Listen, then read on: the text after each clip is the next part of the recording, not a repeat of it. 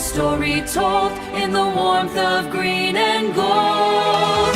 Pep Talks, your lifestyle and tourism forum. Pep Talks, your lifestyle and tourism forum. Pep Talks, your lifestyle and tourism forum. Pep Talks, your lifestyle and tourism forum, where we belong.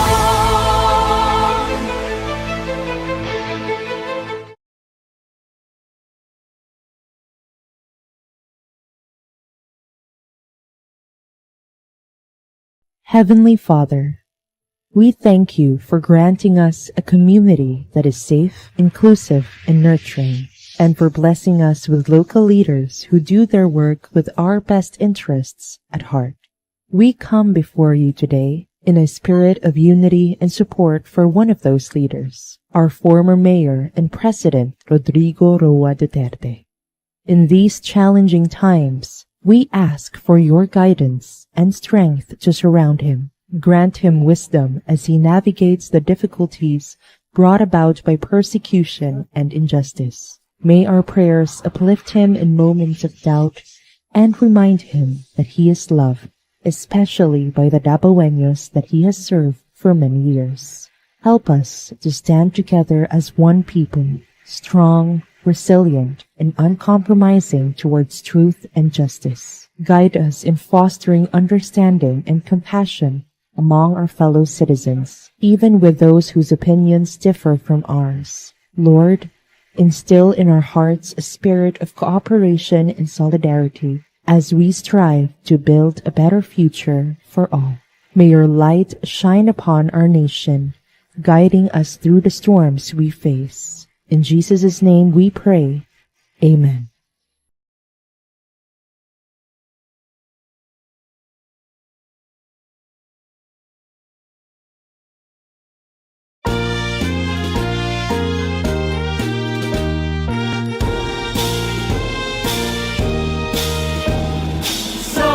Kung timog ng Mindanao, may isang lungsod na hinirang. Ang likas niyang kayamanan ay walang kapantay. Mga bundok, dagat, lupain, laging sagana sa pagkain. At ang magagandang tanawin, kaluan ng aliw. Mutya, lungsod ng Davao, sa iyong paglalakbay. Sa miting kaunlaran, ikaw ay paglilingkuran. Tayo'y Dabaweño, matapat at totoo. Ay mata mo, kaluwalhatian mo, lungsod ng paraiso. Mutya, lungsod ng Dabaw, sa iyong paglalakbay. Sa miting kaunlaran, ikaw ay paglilingkuran. Tayo'y Dabaweño,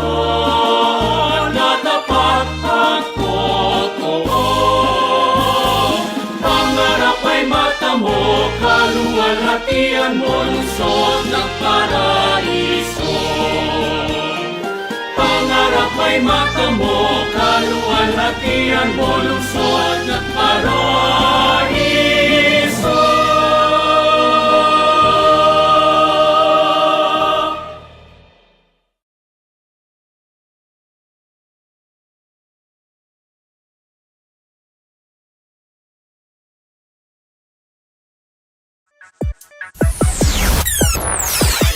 Hi everyone, this is Blessy Abigail P. Kumaingking, your Miss Philippines Earth Mindanao 2024 runner-up and your reigning Miss Valencia 2025. You are now watching Kadangpan Live with Carlo Delier.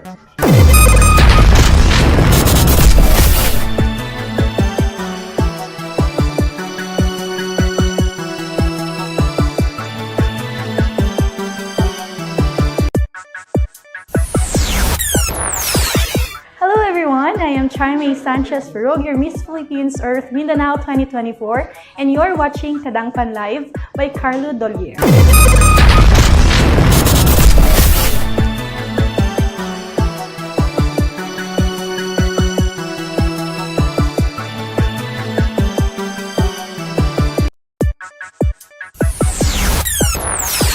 I am Abigail Balili, your patnubay ng Davao 2024. I am Fredoma Nova Tinasas Corporal, your pag-asa ng Dabaw 2024. I am Yuanay Preglo, your sinay ng Davao. Jan Marine Rendon, your diwa ng Dabaw. Hello, I am HANNA PICCIO, your Mutya ng Davao 2024. And you're watching Kadangpan Live with Carlo Dolier.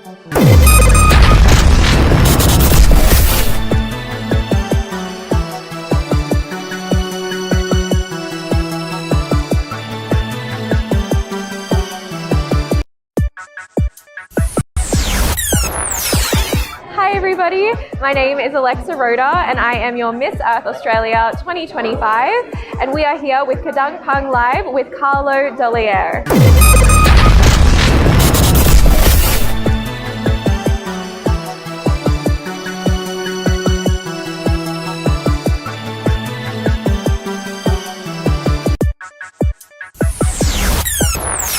Hi everyone, my name is Kai Del Coro, your local Davao event host, and you are watching Kadangpan Live by Carlo Dolier.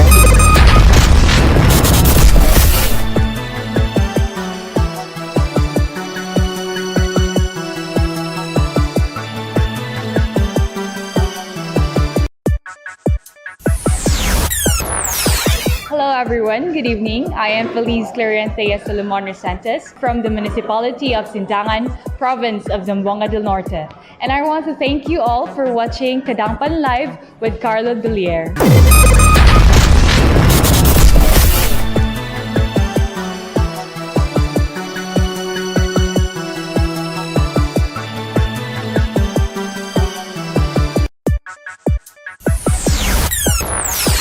Mabuhay ug madayaw. This is Rebecca Gail Celis, your Mutya ng Davao 2025, and you're watching Kadangpan Live with Carlo Dolier. Mabuhay ug madayaw. This is Dana Gabriel Taufa, your diwa ng Davao 2025, and you're watching Kadangpan Live with Carlo Dolier.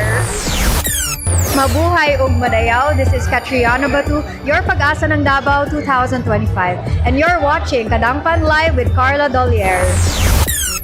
Sawadika, mabuhay ug madayaw. This is Angel Alicaba, your patnubay ng Davao 2025, and you're watching Kadangpan Live with Carlo Dolier.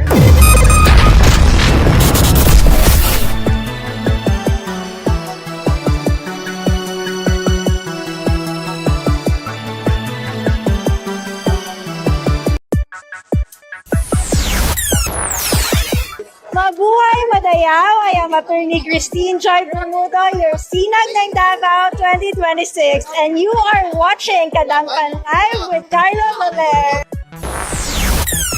Mabuhay madayaw. Ako si Robin Grace Vidali, ang inyong patnubay ng Davao 2026. You're watching Kadangpan Live with Carlo Dolier.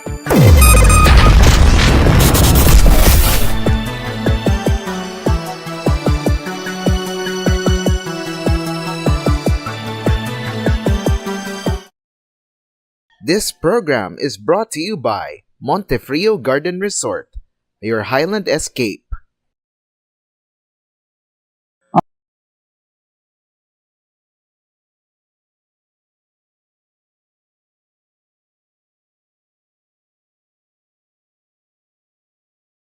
Mabuhay madayaw, may buta sa atong tanan. Welcome to PEP Talks. Of course, I'm your moderator, Ray Garcia, and it's another busy month for the tourism and lifestyle here in Davao region. So, di nato pa ito kinagayon pa, no? We have a handful of guests with us this morning, starting off with our very good friend, the officer in charge of the Davao City Office of the Culture and the Arts, Mr. CASAYSAY. Mabuhay madayaw, and welcome ka. Yes, mayong buntag, mabuhay kasining. Ug syempre, daghang kayong salamat sa pag-invite. Iyan, this is my first time to be sa Pep Talk. Welcome. Tama, wala din na dayon to last time, no? And of course, you also have with us, of course, she's not a stranger anymore to most of us here in Davao. No, she's the Mutya ng Davao 2024, but she's going to tell us something different naman this time about their Dream Big workshops for children. We have Miss HANNA may PICCIO. HANNA? Hello everyone. Hello, mabuhay Madayaw. Thank you so much for having me. It's also my first time here at PEP Talks. I'm HANNA, Mutya ng Davao 2024, but this morning I'm here as the Executive Director of Making New Dreamers Incorporated. Thank you. Yes, HANNA. Okay, we'll get more details later, no? And we also have with us from Star Hotel and Paramount Coffee, Mr. Luel Bangalawan. My bundag, mabuhay Madayaw. May buntag Dakbayans Dabaw, mabuhay Madayaw. So I am Luel from Star Hotel and Paramount Coffee. Thank you very much. And of course, na kauban po natin this morning is going to tell us more about the Lanang Symposium. We have with us Mr. Laurence Lu. Laurence, may buntag ay mabuhay Madayaw. May buntag, I'm Lawrence. And also, thank you ho, So, what's this? Yeah, so I'm here representing Lannang Archives and we're promoting the Lanang Symposium happening this July 10 to 11 in Shanghai. Okay, thank you so much. We'll get more details later. And of course, isa sa mga suki ato diri, no? But she's here not for the school, but for DATA, no? For the Davao Tourism Association. She's the chairperson for the Academe sector, Miss Anne Pelingon. Hello, Anne. Hello. Mabuhay Madayaw to all and to our live Facebook viewers. Hi there. I'm here. This is basically my second time, but the last time I was here was promoting about an event in our school, but this time I'm representing the Davao Tourism Association, and we'll be giving you a very good training this coming July, so later we'll discuss further. Thank you. Okay, another suki of Pep Talks we have with us from Montefrio Garden Resort, of course, Mr. Luis Salazar. Luis, mabuhay Madayaw. Mabuhay Madayaw, Sir Ian. Mabuhay Madayaw, everyone. My name is Luis Enrico Salazar, the Senior Sales and Marketing Executive of Montefrio. It's good to be back, and for today's Pep Talk, I'll be talking about the offering of the 60th anniversary of Montefrio, which will happen next month, and of course, the newest Highland offering of the Highlands of Mount Apple. Ano po yung bago? Yun ba na? There's always something new, no, sa Montefrio. And of course, our friends from Lux Beach Hotel, we have with us Nico Chato and Miss Jigs Cruz. Good morning, everyone. Good morning, Sir Ian. Mabuhay Madayaw. So, I am Emiko from Lux Beach, Sales Executive. So, I'm with our F&B supervisor. Mabuhay Madayaw. I'm Jigs Cruz, F&B supervisor of the Daily Table of Lux Beach Hotel. Alright, thank you so much and welcome to Pep Talks. We'll start the ball rolling with Oka. No? Of course, we all know that there's a lot of activities going on in the city because of Duo Dabaw. Would you like to tell us what's happening right now and what's going to happen next, for especially in our arts and culture sector? Yes, thank you, Ian. Una-una pasalamat yun because all the support. No? Now, Duo Dabaw this year is different because we put the center stage ang atong culture and arts. In fact, we just have our expo wherein nakafocus ang mga different disciplines of the arts. We have literary, we have visual arts, and of course, dili lang sila, we also feature film. We have film showing and art market at Cinematheque. And it is so parang disappointing because Cinematheque is with Davao City since 2012. But a lot of people doesn't know that they offer a lot of films for free. And then, lately lang nila nahabalaan. So, I am so happy because in the creation of the Davao City Office for Culture and the Arts, now we put into center stage na yun ang mga different culture and arts and heritage. In fact, this year, we are celebrating the 100th year of the Davao City Hall. And we seek permission with the National Historical Commission to renovate and repaint. And in fact, they give us a go signal so matong napinturahan din siya bagong color. So more or less, I think we really now looking into our heritage, no, sa Davao City. And especially so na karon aware na ang atong gobyerno, no, the whole of government is aware. We have a heritage law na tung 2009 pa ni siya ginihimo. In fact, ang pinakatingkad nito is that we cannot just demolish 50 years old na mga structures, buildings in Davao City. They have to seek the permission of the National Commission for Culture and the Arts. So, dahan-dahan po.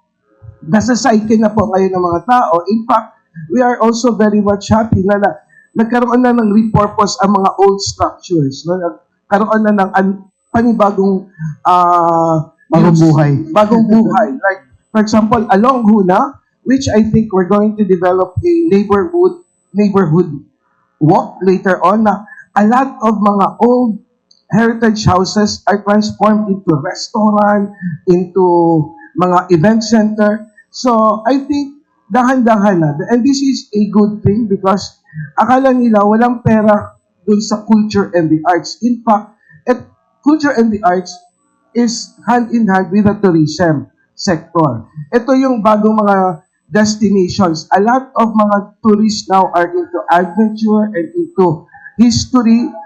And aside from that, I think Davao City is so happy because with our new breed of mga officials, led of course by our young and dynamic mayor, nakita niya na even though maski isang mahitabo sa Davao City, as long as we know our history, our heritage, maski anong iba po nilang mga problema sa atin, we could be resilient and we could withstand and we will know where to go in the future. So that's very laudable of what's going on in Davao City. And we're happy also with the Office of the Arts and Culture because we all have these assets, no? Culture and arts here in the city. Pero until na ang inyong office you were able to tap into this potential attractions for Davao City. Yes, and of course, malapad, we have a lot of talents in Davao City. Hindi lang sila nabibigyan ng pagkakataon. And we are so happy because of the office. We nakapag-network kami sa kanila. We reached them. And now we are giving them a platform, a space wherein they could present. No, like for example, we have a lot of filmmakers in Davao City. Kaya lang, ngayon lang nila na-access and nabibigyan sila ng wider range of audience. And yung visual artists, we have a lot of visual artists pero wala silang mga spaces wherein they could exhibit. And now with the tying up with the different hotels, nagtatransform na ang mga lobbies ng hotel into galleries. Right. Now, in fact, ang isa dito is Ray Hotel, which is at the center of the heart of Davao City, sa Pedro Street. Natatransform yung kanilang lobby. So, which I think magandang perspective, no? Wherein a lot of mga artists all over the world could go and seek kung unsa gid ay ang mga talents diri sa Davao. In fact, later on, basig madiskusyon po nato kay we already started na pushing forward Davao City to be one of the creative cities of the UNESCO. So, may mga developments, hindi kaya nakadali na mag-build dito sa fund. So, most probably, I have to give an update because mangutagan magkulbangutan na asa tapadulo ay kung magiging part na tayo sa UNESCO Creative City Network of the World, magkakaroon talaga tayo ng exposure to the whole world. No? Magpuntahan sila dito. Kadami pa namang mga creatives. No? So that is why also, apart from culture, arts, heritage, we're also pushing our creative industry. So come September, which is the Creative Month, we are now preparing geared towards, no, para mahatagan pag ito taas na value and maprotektahan ang interest ng ating musicians, ang ating mga performers, and lahat ng all the 7 disciplines of the arts. Alright, and because of that, no, we're parang given a better and wider appreciation of the culture of the arts in the city. And mo-connect lang ko, no, we will also be talking about arts, culture, and heritage. I'd like to talk with Mr. Laurence Luke. He's with the Lannang Archives, and they're going to have a symposium. Dugay na kayo ko excited po daan because I'm hearing about this coming from a Chinese school also. So I'd like to know more kung ano ba to, what is Lannang Archives is all about, and what is this symposium all about? Okay, thank you for the question po, Sir Ian. So just to clarify po, I know a lot of people get this mixed up po. They see Lannang Symposium. Ano ba yan? Is that in SM Lannang? Sorry, no, we're not. We're not in any way affiliated po. Or fortunately or unfortunately. And also, yung Lannang po dyan, that's actually, if any of you also went to Chinese schools, no, or anything, or have any Chinese relatives, you might have heard that word po, no? Lannang or Lannang way, no? So that's usually referring to ano po, yung basically yung Pinoy community usually. It's like mga Hokkien speaking people around here in the Philippines. So we usually call ourselves Lannang, which means our people, no? Or you can say Lannang way, which literally means our people's language, no? And so yung Lannang archives was actually formed because it's like what's this? Okay. Sorry. Back up. So yung Lannang Symposium na lang muna, no? So this is organized by the Lannang Archives. We do it every year, right? So starting nung 2024, it was actually in UP Diliman, you know? And then in 2025, it was in Bahay Chinoy in Manila again. But this year, 2026, we're excited to bring it here to Davao for the first time po. No, so this is a gathering where siguro if you have any Chinese heritage, everyone is welcome actually. Like if you have Chinese heritage, whether you don't, if you're just interested or anything, you want to learn the language, you want to reconnect to your roots, everyone's welcome. So we have 14 workshops over 2 days po. That's July 10 to 11, 2026 in Davao Chonghua High School, not in Lannang. Yeah. So yeah. So yun po. So that's what we're doing, and yun. So connect that to what our organization is all about. We're a non-profit organization called the Lanang Archives. So we're dedicated to actually preserving, revitalizing Lannang way, or the language, right? Which a lot of kids nowadays, you're not gonna hear them speak it. Pero pag you talk with their yung mga ama, angkong nila, no, yung mga lola nila, right?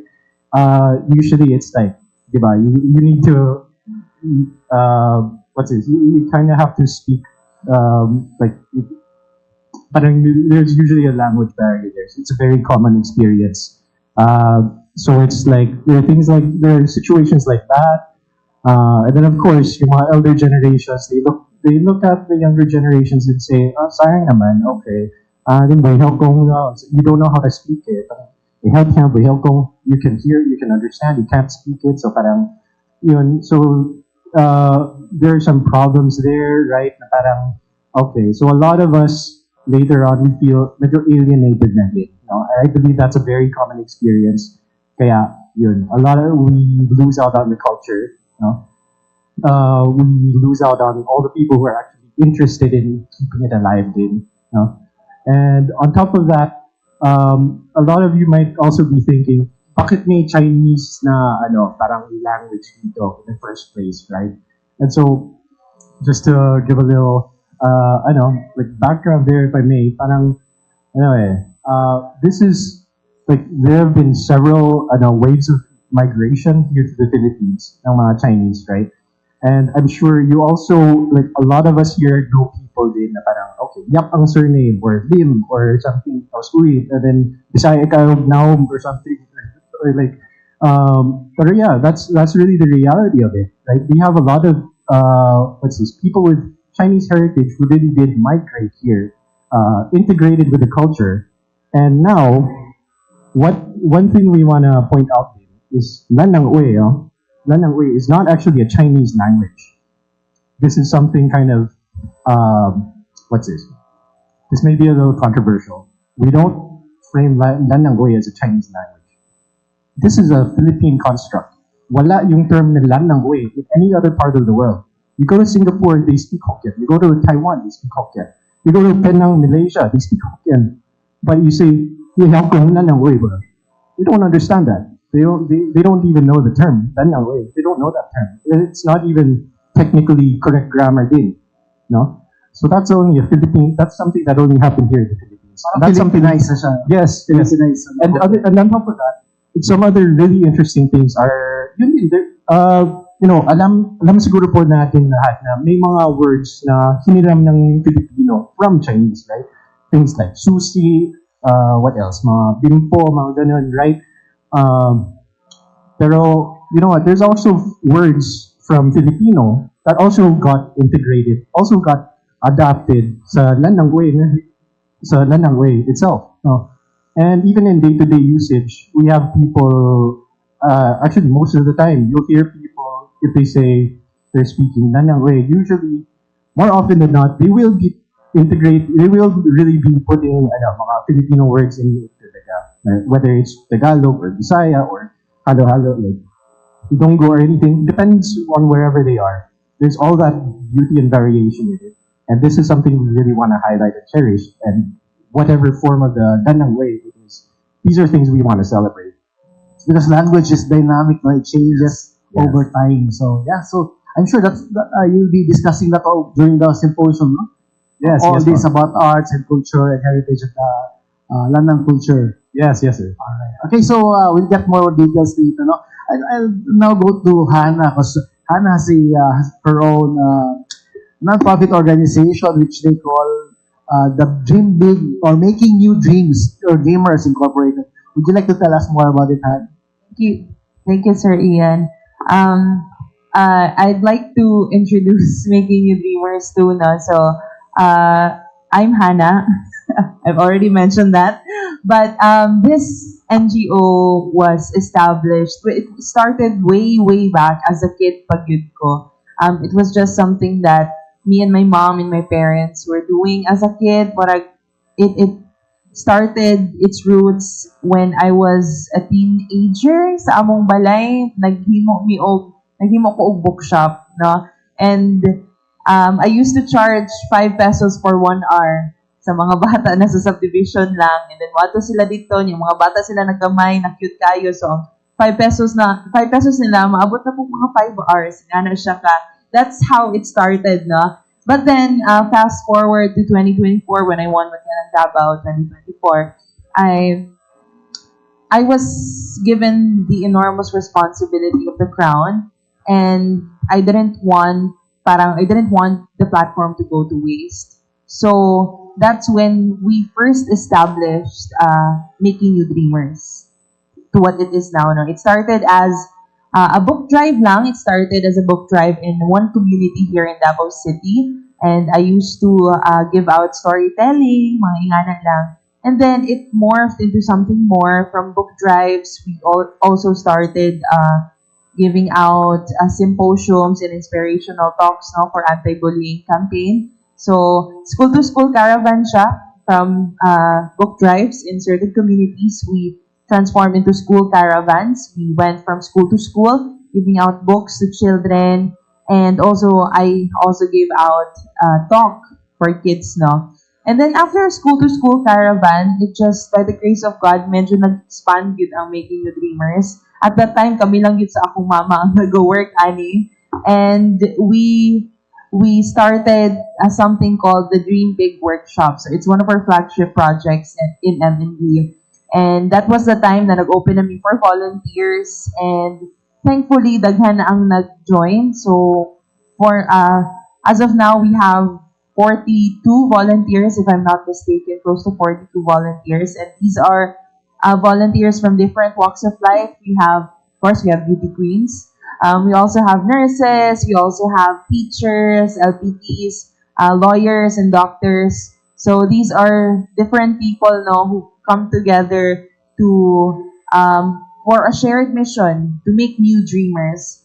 And from Dream Big Workshops, we also had another project. We call it the Learning Hub, MND Learning Hubs. We have 2 learning hubs so far. One in Carmen, Baguio District.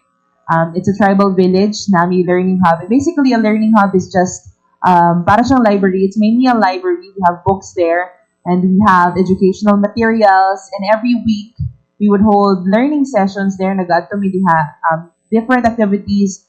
Sometimes tutorial sessions, no, and then sometimes we also have workshops, creative workshops, but para sa mga bata.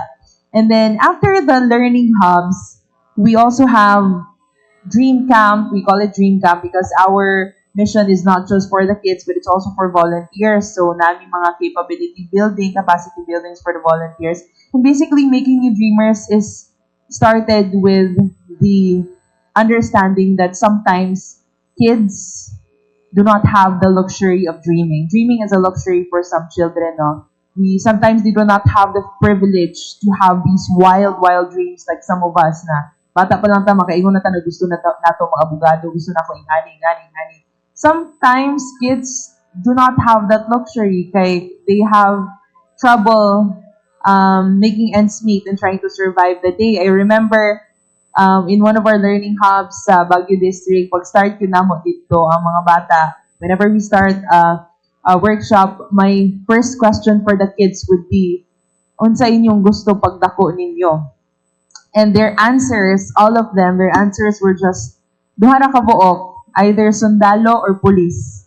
Kaya maura man ilang makitaan, so makita nila ilang mga angkol, nagsundalo na okay ang kinabuhi, nakapabalay, so mauna ilang makitaan.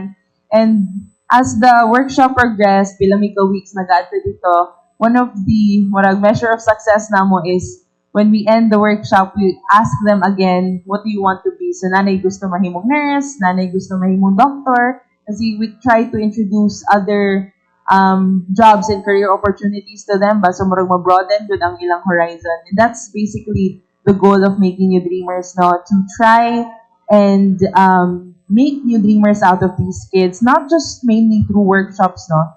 Although education is really something na dili mo ma-duplicate, it's invaluable to these kids, no? But also through our interactions with the kids, we are hoping that we could plant seeds of dreams in them that in time, when they grow up, kung asa man sila dalaon sa panahon, they could look back on that interactions, that moments in their lives, and murag makakuha po sila og paglaom from that moment. And of course, their dreams would become their compass kung asa man sila dalaon. So that's basically how Making New Dreamers started and what we're doing now. Of course, segue na lang po na ako our current project, the reason why I'm here. Our current project it's a Dream Big workshop. It's the cycle 2 of our Dream Big workshops. And this time, our partner is Padre Pio's Home for Children. It's a home for children in Tugbok. And we have been going there for 5 Saturdays. Tomorrow is our 5th Saturday. So, ang ginatudlo naman sa mga bata is reading. We also have arts, visual arts. We have teachers for that, licensed professional teachers, good, ng mga volunteers namo. And then we also have special sessions. Our special sessions are mostly hygiene, first aid, kanang mga practical skills na dapat nila matun-an, no? And then we also have workshops na creative, so dancing, singing, and hosting. So, 5 Saturdays, we've done that whole day, 8 to 4 p.m. And then for July 4, this coming July 4, it will be their grand recital. So we call it the Dream Big, Shine Bright Recital, wherein it's a show by the kids and for the kids po. So, they will be presenting kung sa ilang natunan. So, kung dancing sila, sayaw, sing, and then sila po mag-host. So, ilahag yun na siya na event. And it will happen at 2 p.m. sa Holy Cross, Davao of Davao College Theater. So, mother siya. So, that is one of the biggest events sa amuang org, no, sa among NGO this year. And that's why we're still open for sponsors and donors. So if ever anyone is willing to help, no, since our org is just an NGO, so nilipot ko dato.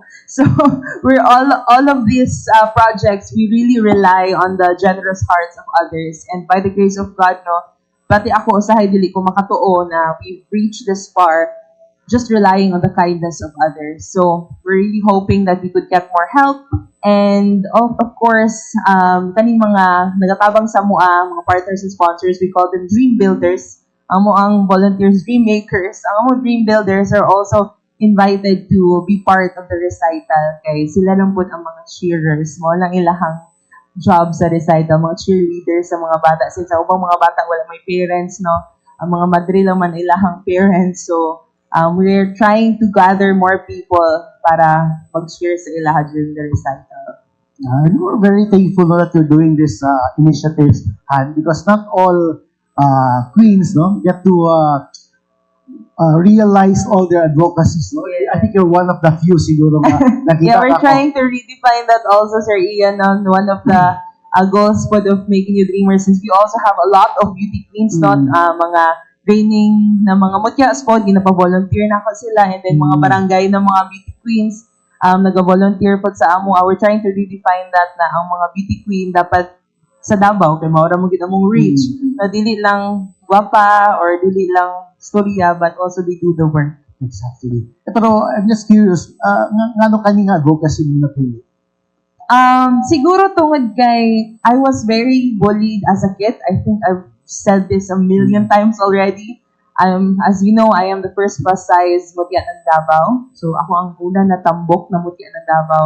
And as a kid, bullied gid ko. I would, to the point na murag night times ako ang childhood sa akong elementary na dili ako musulod og klase kay kanang ginabully gid ko, and then I didn't want to be part of the class anymore, and then it was a tough childhood all until teenage years, but the only outlet I had was workshops. Kaya akong mother, who's right there, she would give murag dala ko niya sa mga workshop ba, and sa summer workshops na mo kay sa summer dili man mi mag-travel good kay gipit.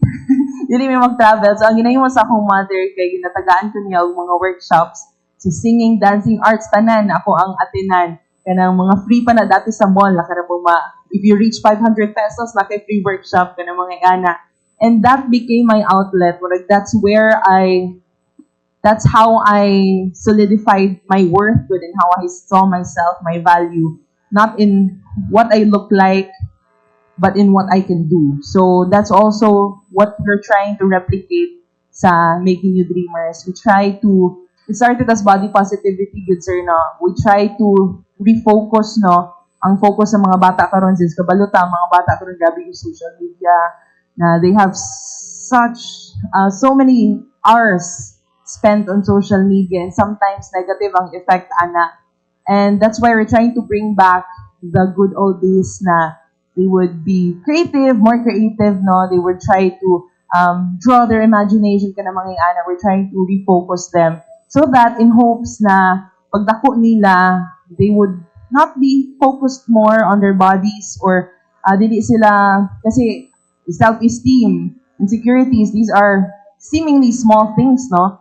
These are seemingly small things, but when they compound, they make way to bigger mental problems that would have more bigger mental effects. So that's what we're trying to duplicate, and we're trying to alleviate that effect.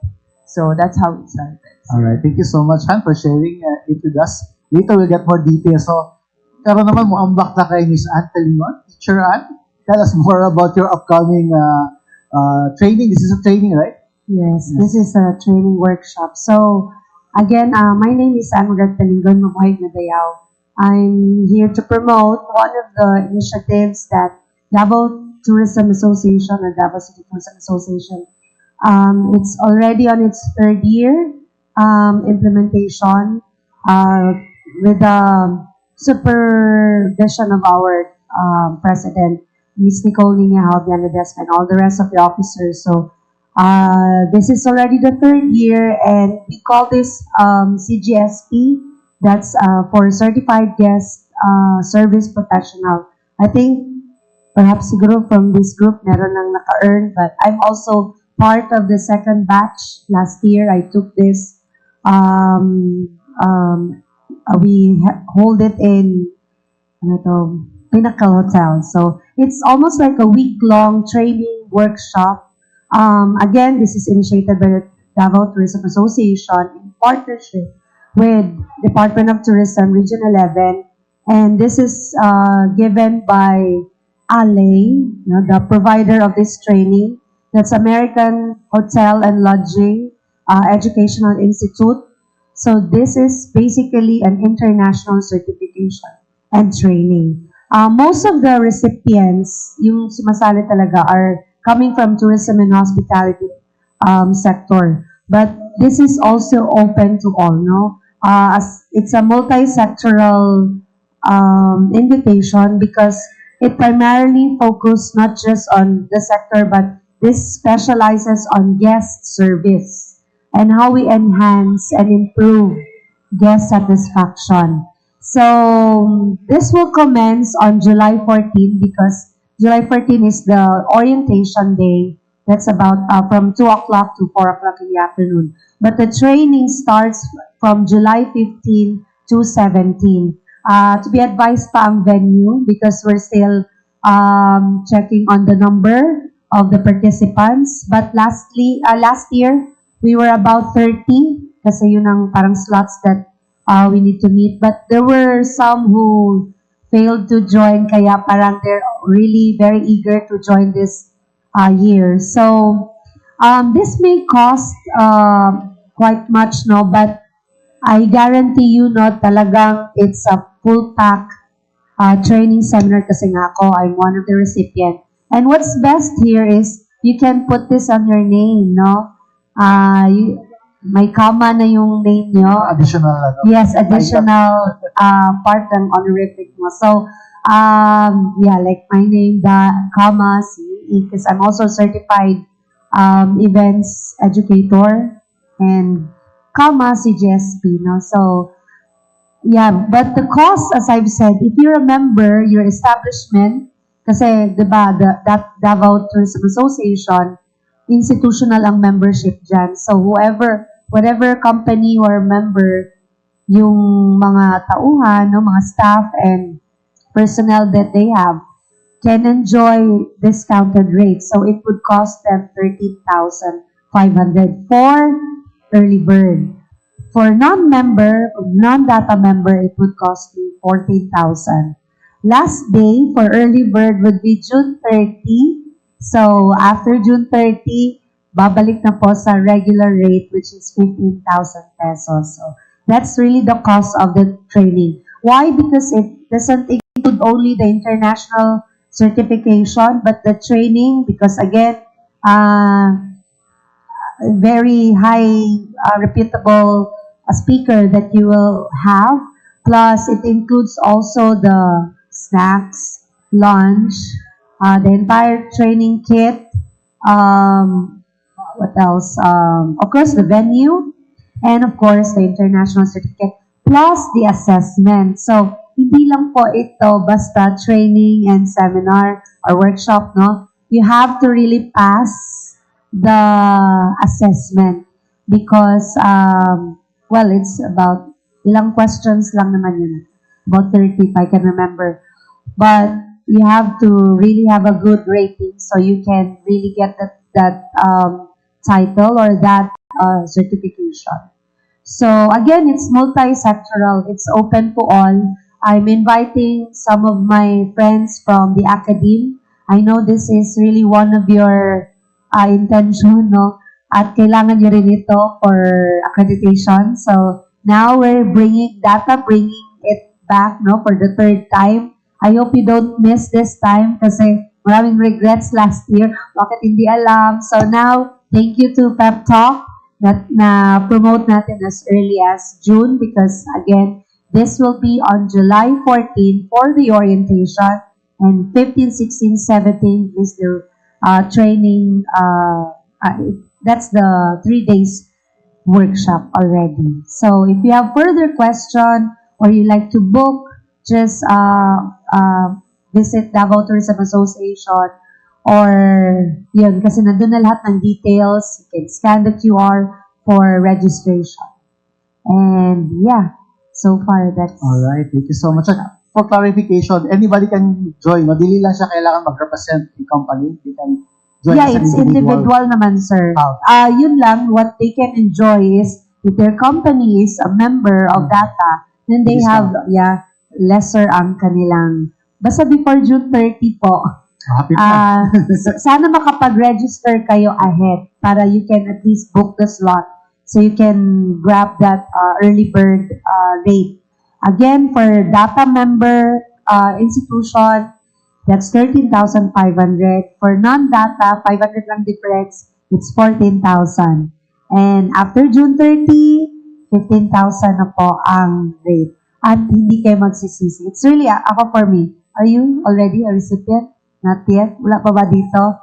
Well, I guarantee you, it will really improve not just the guest service skills, but it would really enhance also all the rest of guest satisfaction, method, and all that. So, and many things that you will learn on the American level kasi nga the one who conducted it is coming from American Hotel and Lodging Educational Institute. Alright, this is also a chance of a lifetime, no? Kaya di siya per offer. Yes, oo. Yes, it's a Nag-take rare lang opportunity. third time pa lang ito in Davao, so grab the opportunity na. Okay, thank you so much for sharing it with us, Ann. Karon naman mo adto sa mga hotels and properties nato diri sa Davao Region with their exciting promotions. Musugod na kay Jason Nico. Ya kung asa nga from Luxbridge, kung say mga updates sa Luxbridge, any updates on your current promotions or upcoming promotions? So for Luxbridge Hotel, we have a best available rates promos with 35% off. So the promo starts 2,800 with single or double occupancy with breakfast. So the promo starts this month and up until Kadayawan 2026. For FNB, any promos? All right. So actually, just to introduce at our restaurant, it's called the Daily Table. It's at Luxbridge Hotel. So actually, the TDT started just to cater the breakfast of our hotel guests, but now we are open for the public. So we are open from 6 a.m. to 9 p.m. So TDT actually is parang we advocate to promote Davao and Mindanao, not just through our foods. And kanina I appreciated Sir Oscar when you told us na there are paintings in the restaurants. So in our restaurant also, we're showcasing arts from our local artists. And kung siguro kung daghan pa may space sa walls, mapuno to mga paintings ng mga local artists. And we're also using local beans for our coffees and chocolates. So we really wanted to promote Davao through our foods and through our services as well. So TDT or the Daily Table got this promotion. Now we are participating in the Duo Davao Kape and Chocolate Crawl and the Eat and Sip food crawl. So the crawl starts June 15 up until July 15. And aside from that, we also have Saturday nights, trivia nights in partnership with Trivia Pinas. So every Saturday at 7 p.m. And for our upcoming events, we have a community run. Since TDT wanted to not just to be known as not just a restaurant, but also a place for each community. So we have events for different communities. Aside from that, we also have deals for pickleball players. So as we all know, pickleball courts here in Davao is like daghan na nagyud. So we will be doing pickleball deals for all the pickleball players. And aside from that, we will be having a Kadayawan buffet. So watch out for more promotions, community promotions for the TDT or the Daily Table. So we're located at the Luxbridge Hotel at Maa, Davao City. Thank you so much, Chicks and Nico. Before I proceed with Luisa, I'd like to acknowledge the presence. I would like her to join us, Miss Mai Sanchez of the Primer Group, who's going to share with us. Bring your own chair, maganda rin, Mai. Who's going to share with us. There's a good news also. Ibalik na nilang it's a very popular brand here, SM Lanang. Pero proceed sa kay Luis, no? To tell us more about their promotions. Of course, Luis is from our favorite Montefrio. So now we're going to the Highland Resort again.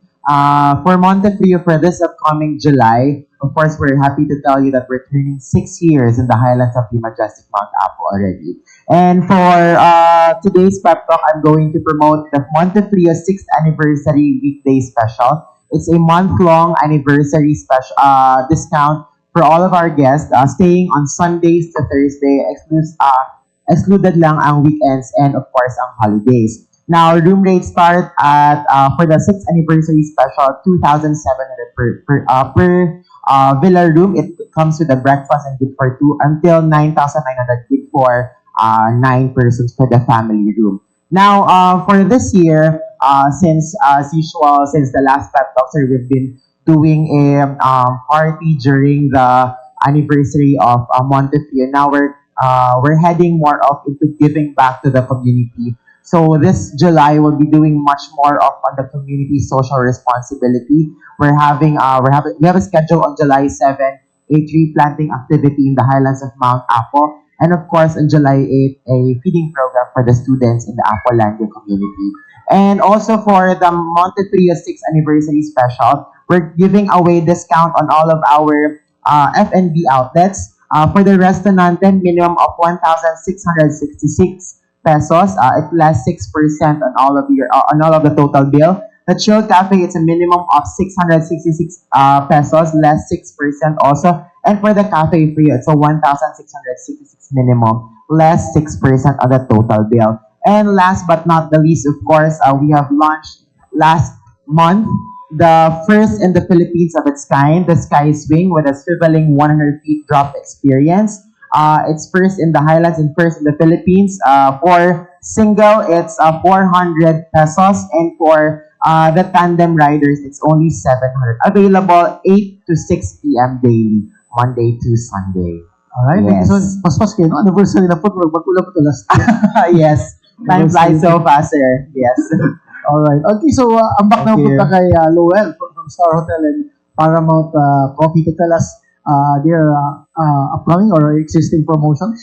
So good morning. I will be promoting our ongoing and upcoming promos. So first is the Dual Dabaw Super Treat and Yays promos. So when you where you can save up to 25% off on all rooms po. So the second is the Sip and Win promo. So this is the collaboration from Cebu Pacific. This is Fly to Manila, Tacloban, and Puerto Princesa. So participants can join by a minimum of single receive purchase of 500 pesos from Paramount Coffee, including our Butuan branch. So this promo is until July 31.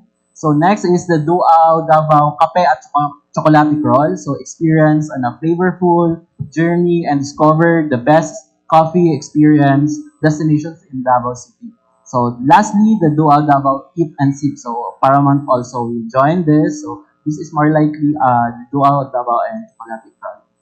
How many branches na bang Paramount? So Paramount has 6 branches. So this is the SM Ecolan. The main branch is the Star Hotel. Next is the Twin Palms, the Riverfront branch, and Lannang branch and the Butuan branch. Ay, Butuan. Yes po. Do you have any plans to open more branches? As of now, wala po. Alright. Yes. Okay, and of course, sa ato ang higala no kay May Sanchez, May.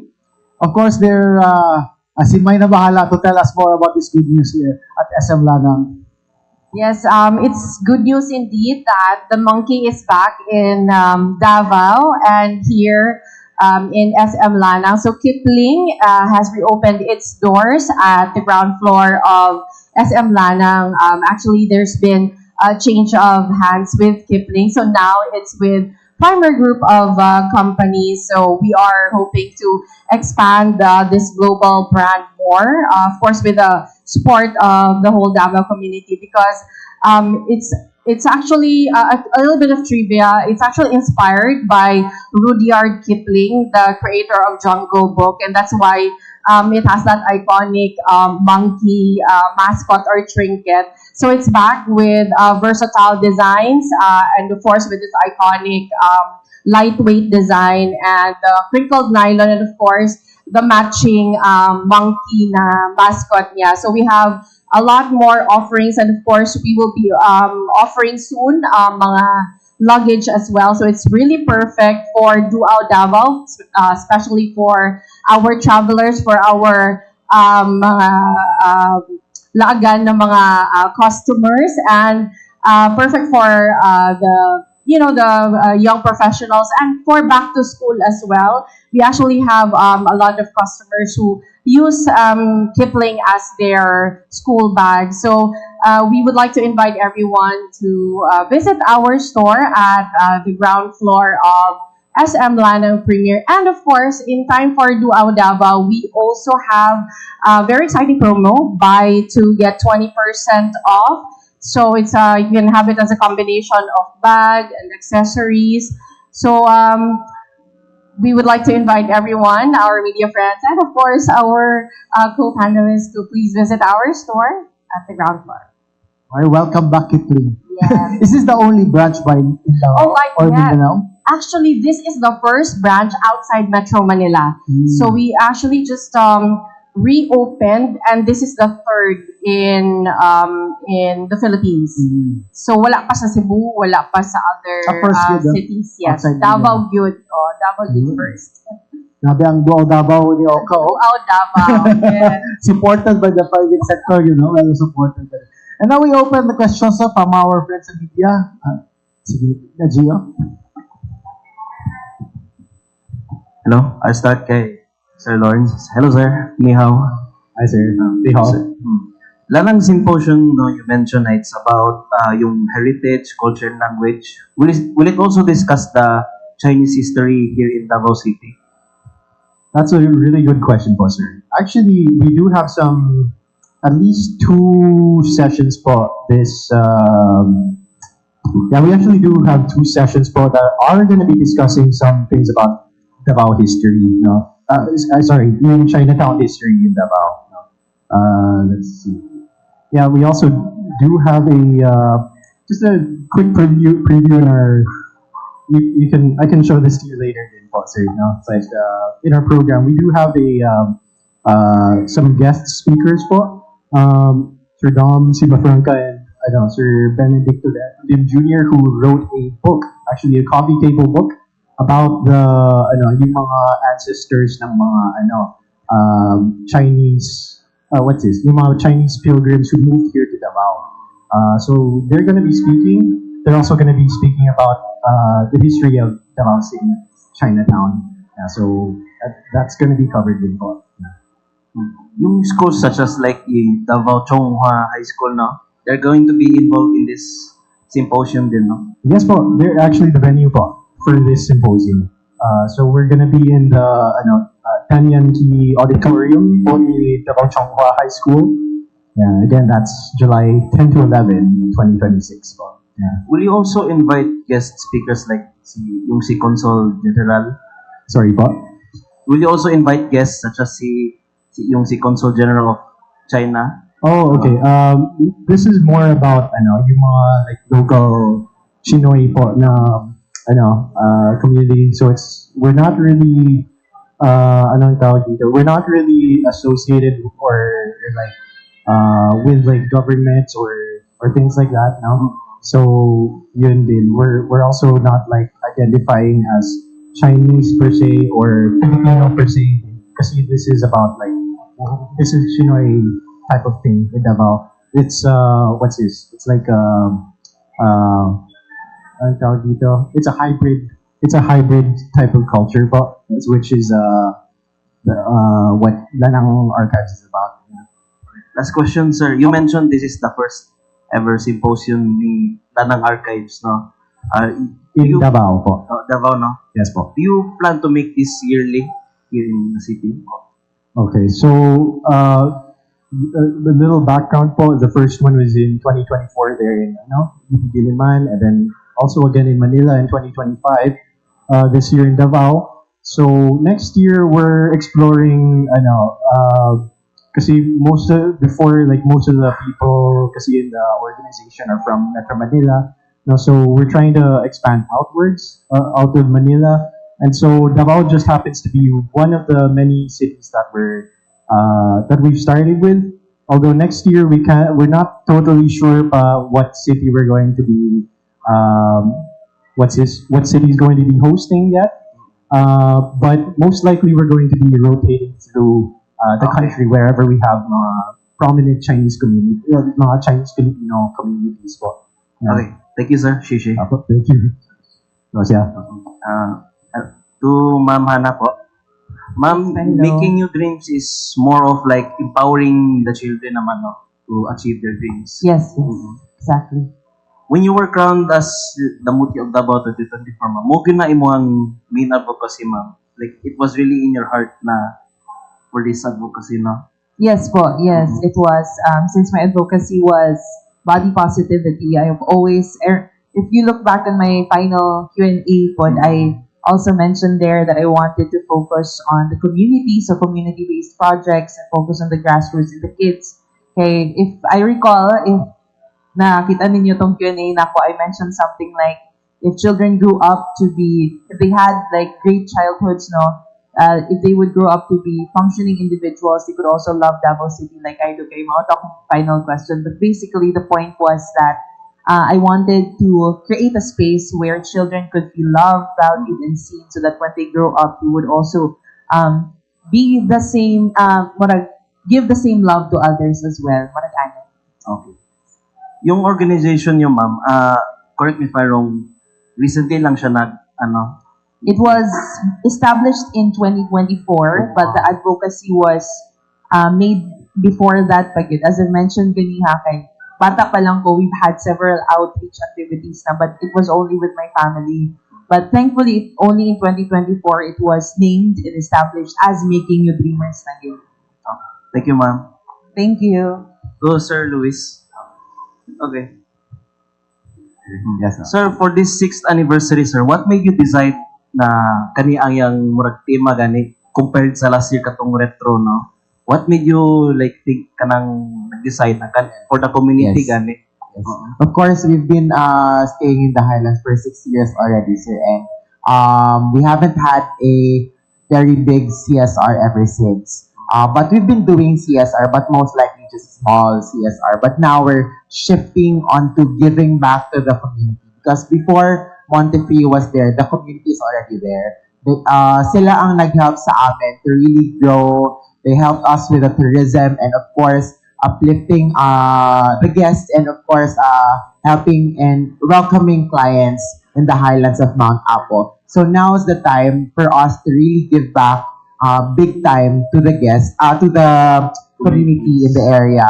And yeah, so that's why we have decided to make it different from last year. So most probably the next big events similar last year will come up on the 8th anniversary, which is a good number all year round for organization. Sa community, sir, kinsa ni sila, sir? Yes. Of course, for the July 8th is the feeding program, which will be given to the Apolandia Elementary School. It's a community there nearby the resort.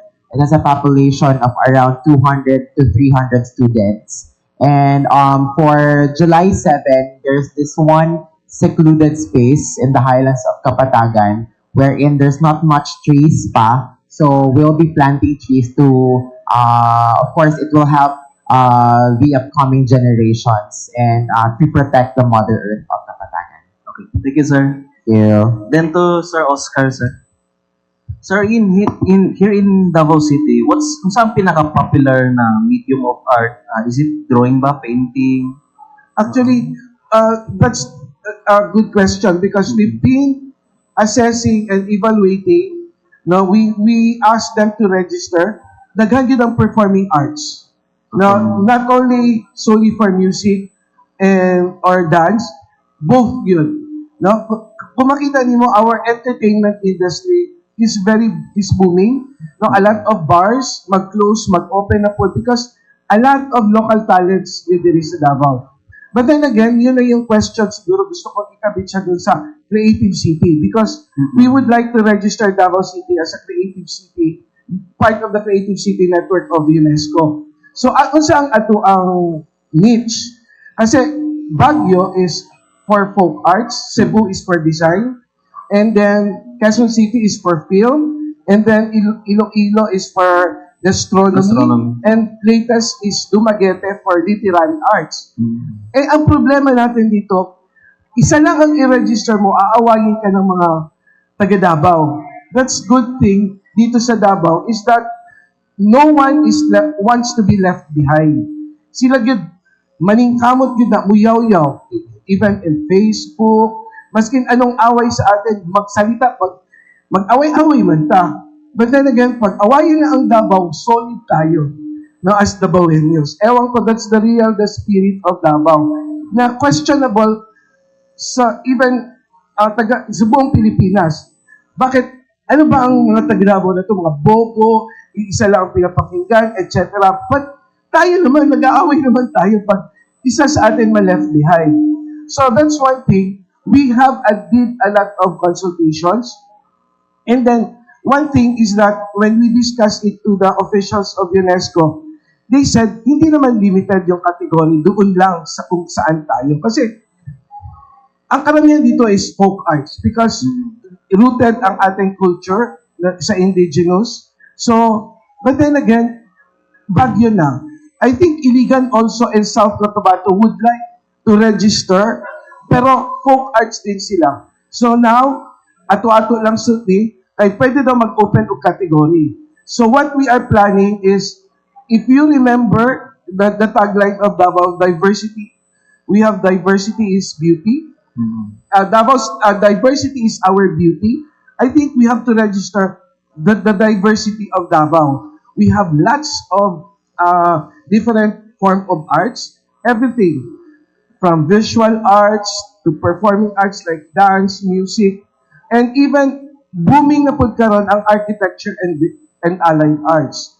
So, hinay-hinay, nagkaroon na ng education ang mga tao. Kasi before, they don't know about allied arts.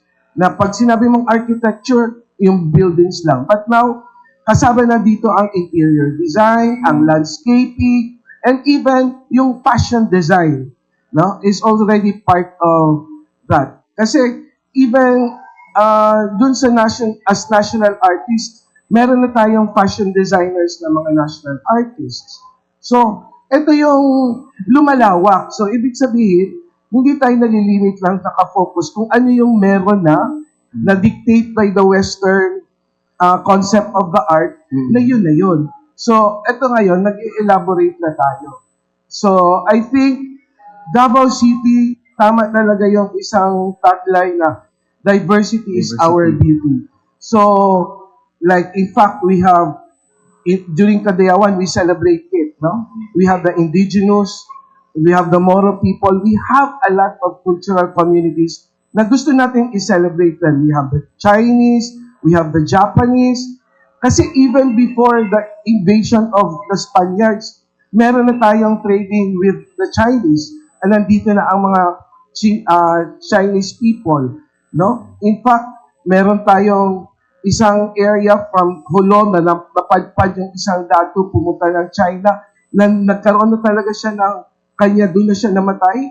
No? Something, those are the beauty of our history. So, ayan, maganda ngayon na napag-uusapan na talaga. So, yun, sir. And our office is facilitating all this.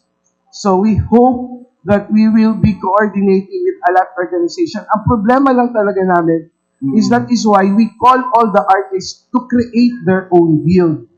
Kasi we could not deal with them on a one-on-one basis. Our office is so small. So like for example, sa visual arts, among the visual arts, to be honest, daghang faction.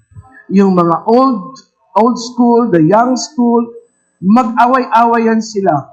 Kanya-kanya yan sila. Pero one thing, creative differences man. That's one, creative differences. And mag-dominate man good.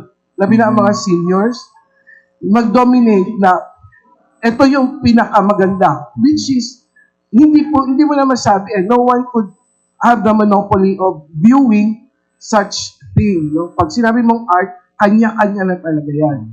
So what is popular now may be unpopular last year. No? But then nag-evolve. No? Even the language, nag-evolve na siya. Everything is evolving. So that is why yung mga IP, we also educate them that innovation is one talaga, inevitable.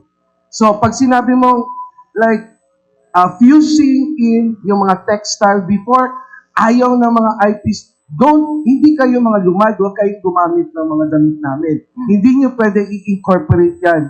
But now, because of the innovations, it's already a trend, and we have a lot of government policies incorporating local textile to the uniforms of the local government, of the entire government. In fact, civil service, meron ng national memo na talaga. And I think even our mga hotels, gina-incorporate na po nila ang mga local textiles into their uniform. Uniform ba ang tawag?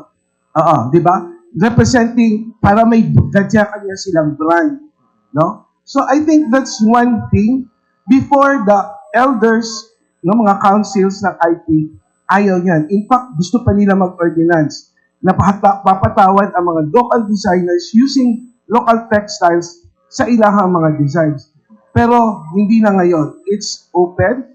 Kasi natutunan natin, like for example, in China, the Chinese people, ang dami nilang na-register sa UNESCO, intangible heritage sa UNESCO. Because, sabi nila, because all this intangible heritage na ginagawa nila in designs, na i-incorporate nila sa present lifestyle. So, hindi siya namamatay. Ang concept natin, pag may mga local textile, table runner, kung hindi table runner, i-frame, i-display lang. So, ano mangyayari niyan? After 5 years, mabubulok yan, mawawala, malabay na. So, we have to incorporate it to the present time, to the present lifestyle. 10 years ago, different ang lifestyle. This year is different. So, nagkakaroon na ng mga innovations. So, that's one aspect na ginagawa namin sa office. Kanina sir, you said performing arts, no? Muni ang mga sayaw, kanta, theater, no? Right na muna ang murag top, Actually, sila ang pinakadagan nag-register. When we call for a registration, sila ang pinakadaghan. Pero I think kulang lang yung education because they thought before na kung manawagan may magpapirma sa ilaha as part of our directory, ay papatawan na kami ng buwis. Baka i-tax na daw sila. Kung may gig sila, i-tax. Sabi namin, no. Isang assessment namin is like during pandemic, ang daming na-displaced na mga entertainers, na mga musicians. Asan sila pupunta? Hindi sila pwede pumunta sa tourism sector at manghingi. Kasi hindi rin sila nakaregister doon sa hotel. Because kwan lang sila, contractual. Seasonal lang kung kinakailangan. So, kaya kailangan namin para makabigay yung ang gobyerno, no, the local government will know who are the mga performing artists, mga musicians, like yung mga sessionistas na gitarista, may banda, iisa lang naman ang pangalan nila, pero ang dami nilang members. So pag nagkasakit ang isang gitarista, wala na. So kaya ang sinasabi nila, di ba, sa mga katiguangan, walang pera sa art. That was true before, but now, no. No, in demand. As the tourism sector nga, i-report nila, ang pinakamalaking naambag, nakita talaga, ang mga entertainers, ang mga artists. So, we are, because of the Creative Industry Act, ngayon, dahan-dahan na protektahan. So, through the office, no, dito sa local government, initiative, meron na rin tayo. So kaya, ayun, manawagan kami na we are calling all the artists na to register with us. Na in fact, ang dami na namin mga networks na naghihingi. Kasi like for example, if they're going to have a big conferences in Davao, they will ask, sino ang entertainers namin dyan? Sino ang magbibigay ng intermission? Sino pwede magbigay ng cultural? So, ang iilan lang, yung kikilala lang. So, ang ginagawa namin, para mabigyan ng opportunity, equal opportunity ang lahat, kinukuha namin, binibigay namin. And kasama na dito ang kanilang profile and their videos. So, kasi hihingi ang kliyente, bigay namin, para may menu na, mamimili na lang. And then, contact person, of course. And then, hindi rin kami magdidikta kung magkano. Sila na mag-direct negotiations. Thank you, sir. Okay. Sige, Sige. Alright, kay Basin na yung magreklamo kay overtime na dapat. I would like to greet you mandatorily may adlaw mabuhay o madayaw. Okay, so kang Sir Oka, umutan na ako. I know that every generation alpha cannot relate sa tuang mga arts karon kay although the heritage, the cultures that ang mga generations nga nabilin anam-anam nagkawala. But of course, in your desire that you wanted to showcase, to introduce the cultures of Davao City, not just only for the next generations, but how can they appreciate such pag-abot aning no more generation left sa past, but they will highly appreciate katong pag-abot sa where another siglo to be specific, Sir Oka. Sige. I think taas na siyang pero symposium ang may tabo na. In a nutshell, I think part of our programs sa office is that we are having networks with a different organization. Let's say, katong ginasulti nimo, ang pinaka-kwan karon popular is AI. No? How is AI incorporated to our arts and culture? So kana siya this coming August, magibibigyan din siya na sa Kadayawan. We will have a space for that. We tied up with Ayala Museum na kasi meron silang program. So we have a lot of experts that probably ma-elaborate na siya. As of now, I could not say na hindi maganda ang AI. No, I cannot. Actually, we are in the office, we are open. We don't make policies about kung masama. But then again, whether we like it or not, AI is now part of our daily life. Now, it is a tool.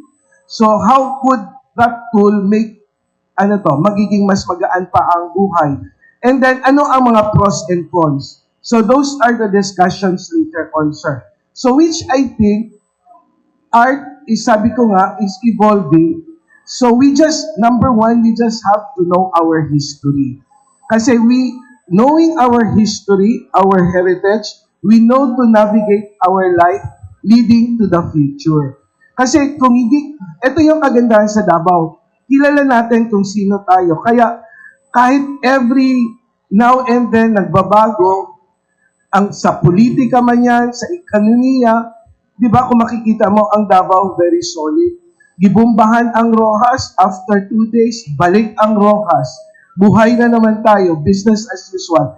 And that is the spirit of Dabaweños na hindi makikita kahit saan dito sa part sa Pilipinas. Kaya yan yung isang aspeto na I think Davao will really survive what will ever happen because we are deeply rooted with our pasts and that's why we know our future, sir. Okay. Before I would pass the microphone to Sir Rudolph, my last question to HANNA, may PICCIO. Hello, Carlo. Yeah. It's all about katong sa itong mga kids right now. We cannot deny na daghang mga na lain na ang ilahang perspective when it comes to what they want to be when they grow up. But the plus factor, ang artificial intelligence.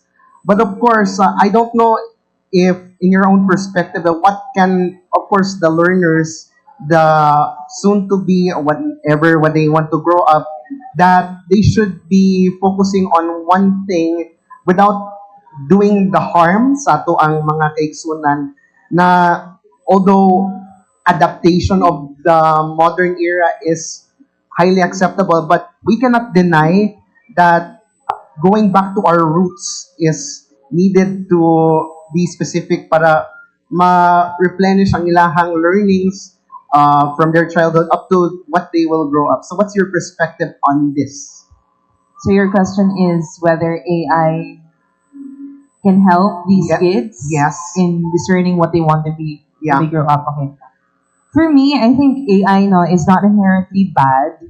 I don't think artificial intelligence is inherently bad, especially if we know how to use it. At the end of the day, AI is a technology, and I've always believed na ang technology is just a servant, and we are the masters. If we know how to be a good master, then AI can be a good tool. But for us naman in making new dreamers, in how we teach these kids, we don't use AI. We teach them not to rely on AI, especially ang pinaka-accessible kasi is ChatGPT.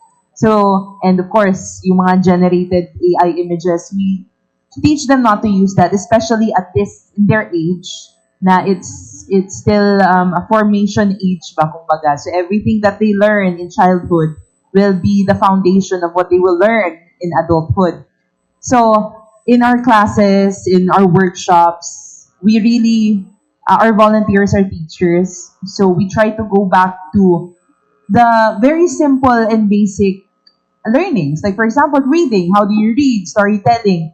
Kasi yun din yung na-notice namin yung mga bata ngayon. They're grade 5, grade 6, but they still have trouble reading simple sentences.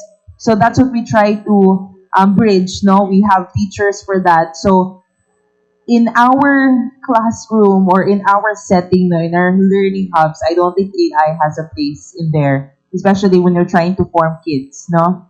But it's different na naman when we're adults. Like for example, kita, we already know how to use it, no? We can discern how to use it. We have conscience and all these faculties, no, in order to think if tama ba o dili. So that's a different story. But in our case, because since we're dealing with kids, we limit talaga the use of AI and we limit the use of phones and social media good. Since they are children, they're very impressionable. So dali na kayo sila ma-influensyahan. So whenever we spend time with them, we limit that. In one day, ganin na workshop, wala dyan na sila phone because we just encourage them to use their hands and their 5 senses lang. So when they read with their eyes, and they read with their mouths. And then sa arts din, sila lang po nagamugna kung sa ilang gusto na i-draw or i-paint, no? And that's also, same goes with singing, dancing, and hosting. So there's no place in AI sa among classroom. But as Sir Oka said, no, AI is a very big topic, pang symposium gid siya. But for us naman, we limit talaga the use of phones and social media. No? Carlo? Okay, last two questions for me. Di ba every year, regular na tong si GSP, what's the difference of this? Yung event si GSP na pa. Di ba parang every year to siya? This is the third year that data already implemented, sir. So I'm part of the second batch last year. And then this is the third time that they brought Ale, who's the training sponsor for this. And yeah, the training institute for this. Pareho pa rin yung anong Yeah, batches. Pareho ang training, exactly, and assessment. Except that by batch, kasi we cannot accommodate that much. I think 30 is the target, but we're trying to fill in more din. We get more this time kasi yun nga, maraming regrets last time, friends din na hindi naka-join. Okay, thank you. Sir Oka, yung mga di ba may kanina last week, culture walks din, yung Chinatown walks. Do we plan na merong regular na ganyan? Because kasi parang nag-mesh na ang culture and tourism. We have to promote our... Yes. Now is we work closely together with our Davao City Tourism Operations Office. So, Will and I are frequently in talking terms kung paano mag-work together ang aming dalawang office. And yung regard sa walk, sir, that's only part of the first parang level. Kasi tiningnan namin, we already have a mapping kung ano yung mga different art institutions or cafes within the population of Davao City. So, ang una muna namin, yung pinaka-heart, San Pedro, and from Ponciano to San Pedro, yan lang muna. Ang hindi lang nasali doon kasi close talaga because of mandatory advisory is dapat kasama doon sa walk yung National Museum. Kaya lang, because of the recent events, may national advisory sila na close sila until further notice. So, hindi siya nasama. So, next one namin, radius is mahaba-aba na siya, hindi na siya magiging walk. Kasama na ang Torres, which includes Davao Museo Dabawenyo, no? And then all other cafes and hotels within the area. Then yung may isa pang area is from Ponciano to Claveria kasi may bagong open yung upside down na museum, no? Diyan sa along Claveria. So gusto na din namin na i-part na rin siya, i-promote.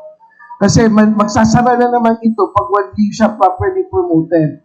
We're happy that Bone Museum has its own following already.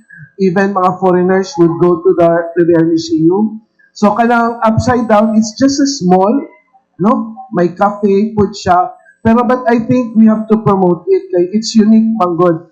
It's a modern art. And then of course, part is poblasyon. No? Kasi parang kwan. And then yung bago ngayon dyan is along the old site of Aldivinco na every afternoon nagiging street cafe na siya. So which is maganda ding bagong feature na pwede isama din namin. And then we are now in negotiation with them like part of dun sa isang, although hindi daw nila building, pwede kausapin. Gagawa natin ng mural, yung isang wall doon na para makita din. Kasi madaanan dun yung monument ni Edades na nasira na. May plano ba kayo ayusin yun? Because wala na yung ulo ata. Actually, i-mapping pa po naman, sir. Kay apart from our national artist Edades, naapod daghan gibilin din si Abueva, no? Sculpture siya. In fact, there is a sculpture na iniwan si Abueva sa Magsaysay Park na naala siya sa suok. So, gina-inventory pa namo, kay dili manggod basta-basta, we have to seek permission sa national offices pa before we could transfer mga sites. So, maputi siya, sir, and at the same time, kailangan namin i-coordinate sa properly with mga architects and engineers. Kaya hindi mo siya basta-basta lang i-ball, ganun pool na ilipat. So, we are coordinating also with the Davao City Parks and Development Office kay kung asa na po siya na mo ibutang. So, our office is just naga-coordinate and naga-initiate. So, yan lahat. If next year, we will have a thorough cultural mapping, no, of the entire population lang una, and then later, the entire Davao City. Kay murag dako-dako magdud og budget at kinahanglan. Okay, so I guess no, because we're running out of time. I'm sorry, but I'd like to thank again our guests for joining us this morning and our media friends also for coming. And we hope to see you again next time for our pep talks. And of course, you're all welcome to come back for your upcoming events gihapon. So sa tanan, may buntag o mabuhay pa sa tanan. Daghang salamat. This program is brought to you by Montefrio Garden Resort, your Highland escape. Crown of clouds, summer shores, the silver shrouds, Davao life, a vibrant beat, where the mountains and islands meet. Davao life, a vibrant beat, where the mountains and islands meet.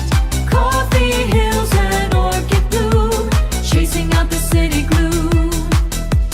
Nature's pulse, a waking dream, dipping in the river stream.